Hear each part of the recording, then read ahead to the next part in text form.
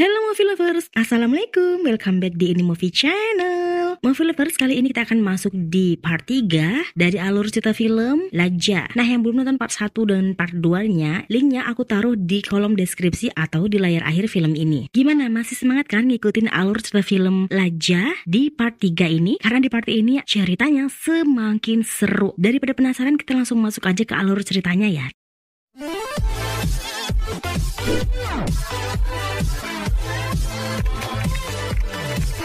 Setelah berhasil kabur dari suaminya, Faidehi kini melanjutkan perjalanannya tanpa arah tujuan dengan menaiki kereta api, sembari mengingat masa-masa bersama dengan Jangki dan derita yang ia alami. Tiba-tiba sekelompok perampok berada di kereta dan mengambil harta para penumpang. Untungnya ada si hero Bulwa, dan perampok-perampok itu pun dengan gampangnya ia hempaskan. Namun tak kuat melihat tragedi yang terjadi di kereta itu, Faidehi pun langsung pingsan. Untungnya si Bulwa membawanya kepada tukang dokar dan menyuruhnya untuk membawa ke Bibi Dulari, seorang wanita berprofesi bidan di desa itu. Dan saat ini ia berhasil menyelamatkan bayi mungil cantik. Sayangnya sang ayah tidak menginginkannya. Ternyata ia ingin bayi laki-laki. Meski Dulari sudah meyakinkannya, tetap saja sang ayah tidak sadar juga. Saat pagi tiba, di saat Faidehi baru siuman, tiba-tiba Dulari diberitahu kalau bayi yang baru saja dilahirkan itu akan ditenggelamkan oleh ayahnya sendiri ke dalam air. Untung saja Dulari datang tepat waktu. Jika tidak, bayi itu sudah tewas.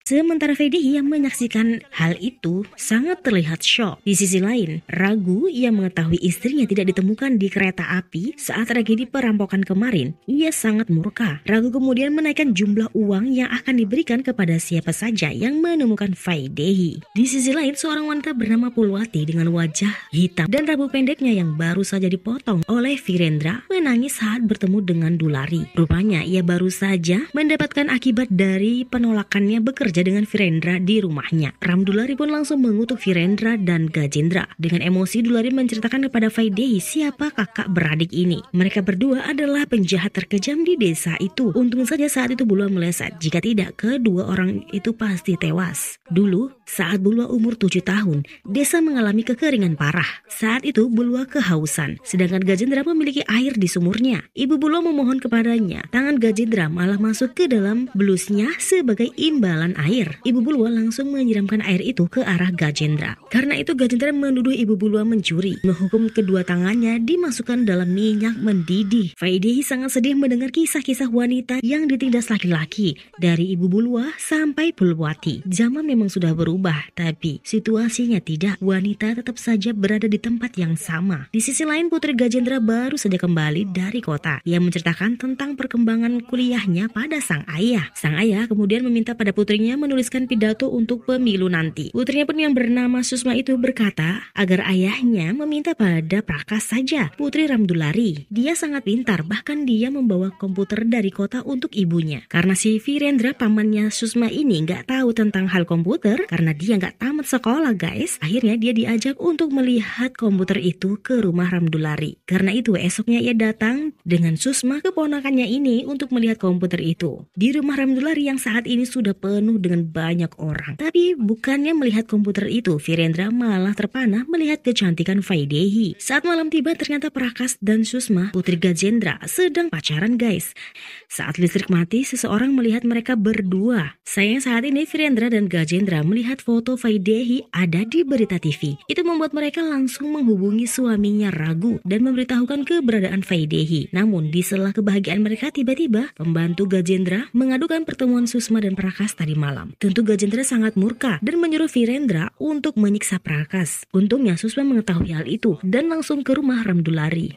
Susma meminta Ramdulari untuk mengirim surat pada Prakas agar tidak kembali dari kota karena nyawanya terancam. Jadi guys, setelah pertemuannya dengan Susma, Prakas langsung pergi ke kota untuk pernikahan temannya. Ramdulari tentu saja syok begitu tahu kalau ayah Susma yang akan membunuh Prakas. Dan alasannya karena Prakas dan Susma saling mencintai. Ia benar-benar histeris. Gimana tidak? Selama ini dia sudah berusaha payah untuk tidak berurusan dengan Gajendra. Tapi sekarang tamatlah riwayatnya. Malam itu, Ramdulari bersama Faidehi mengantarkan Susma pulang dengan alasan mengobati Susma sakit perut. Tapi saat ia akan mengambil bayarannya, Gajendra langsung menamparnya. Gajendra kemudian mengurung Faidehi di rumahnya, sementara Ramdulari dikurung di rumahnya.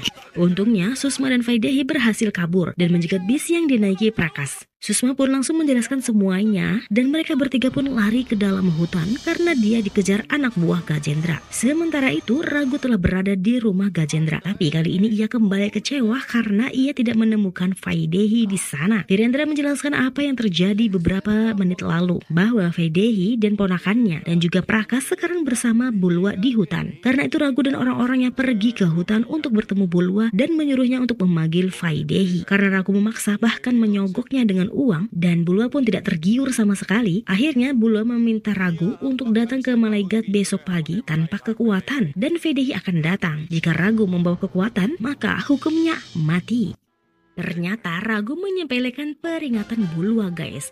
Esoknya ia datang dengan kekuatan. Untungnya Bulwa pintar. Ia sudah tahu kalau Raghu pasti akan berkhianat. Semua anak buah Gajendra mati. Rupanya di dalam air Bulwa telah menyiapkan beberapa orang-orangnya dan semua anak buah Gajendra pun mati. Sementara Vaidehi dan Raghu syok melihat mayat di mana-mana. Karena Raghu telah berkhianat, Bulwa pun akan membunuhnya. Untung Vaidehi menjerit dan Bulwa pun pergi. Saat itulah Vaidehi berkata pada Raghu, kali ini bukan hanya tentang bayinya, tapi juga tentang harga dirinya yang ingin ia lindungi. Kemudian pergi meninggalkan Raghu yang terpaku diam. Sementara itu tidak terima dengan kekalahan karena anak buahnya dibunuh Bulwa, Gajendra dan adiknya pun memberikan pelajaran untuk menjatuhkan Bulwa dengan memperkaos Ramdulari dan membakarnya hidup-hidup. Berita itu pun disampaikan anak buah Bulwa, Vaidehi, Susma, Prakas dan Bulwa sangat terpukul mendengar kabar itu. Kini Bulwa tidak bisa lagi diam. Ia dan anak buahnya pun kemudian menyerang.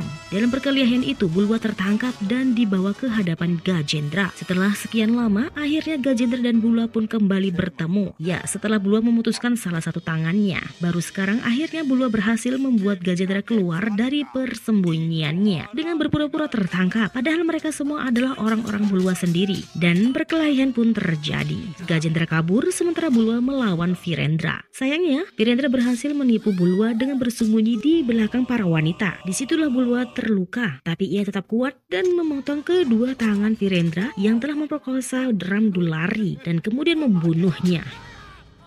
Kemudian pasukan militer mengejar Bulwa, Vaidehi, Prakas, dan Susma. Bulwa menyuruh mereka semua untuk berlindung di kamp militer. Tapi Vaidehi kesal karena Bulwa tidak ikut. Di sini Vaidehi merasa dialah yang membawa sial. Maithili, Jangki, Ramdulari, dan sekarang Bulwa. Karena dirinya mereka semua pun sial. Mendengar itu Bulwa berkata agar Vaidehi tidak merasa begitu. Banyak wanita pemberani yang melawan kejahatan dan pengorbanannya adalah salah satu dari perjuangan itu. Pengorbanan mereka tidak akan sia-sia. Setelah itu pun Bulwa pergi terjun ke dalam air. Sekarang saat Gajendra mendapatkan penghormatan di panggung, Vaidehi langsung menarik selendang penghormatan itu. Vaidehi berkata tentang keburukan Gajendra yang telah memperkosa Ramdulari dan keburukannya yang lain. Karena kesal, Gajendra pun kemudian menampar Vaidehi. Vaidehi kemudian berkata kepada semua orang kalau inilah Gajendra yang asli. Di sini Vaidehi mengungkapkan tentang ketidakadilan yang didapatkan kaum wanita di negerinya, di mana wanita hanya dianggap seperti sampah dan selalu ditindas oleh kaum pria, seperti Gajendra yang telah memperkosa Ramdulari dan membakarnya hidup-hidup. Sementara mereka semua malah memujinya, bahkan memberikan penghargaan pada Gajendra. Panjang lebar Vaidehi mencoba untuk memberikan pemahaman kepada mereka semua, terutama kaum wanita.